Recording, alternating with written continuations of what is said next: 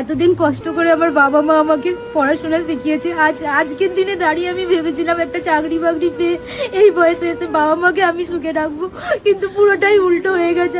তুমি একটু হেল্প করো যাতে আমি আমার মাকে সুস্থ করে আনতে পারি। আচ্ছা, তোমার মা কোথায়? আমার মা ঘরে শুয়ে আছে। আচ্ছা, এইটা তোমাদের বাড়ি? মানে মানে বাড়ি এই পুরো লাইনের ধারে এই বাড়িতেই থাকো তোমরা? হ্যাঁ, আমি এখানেই থাকি, ছোট থেকে এখানেই থাকি। আচ্ছা আচ্ছা, চলো দেখি তোমার মাকে, দেখি চলো। এটা আমার মা। আচ্ছা, ওষুধ ইঞ্জেকশন জোগাড় করতে পারছি না দাদা, বর্তমানে মা প্রচন্ড অসুস্থ। তোমরা একটু আমাদের সাহায্য করো, তাহলে আমি আমার মাকে সুস্থ করে আনতে পারি। কেঁদো না বোন, কেঁদো না। আমার খুব শরীর খারাপ, আমাকে একটু ওষুধ, আমি একটু সুস্থ হতে পারি। আমার মেয়ে, আমার আর কেউ নেই।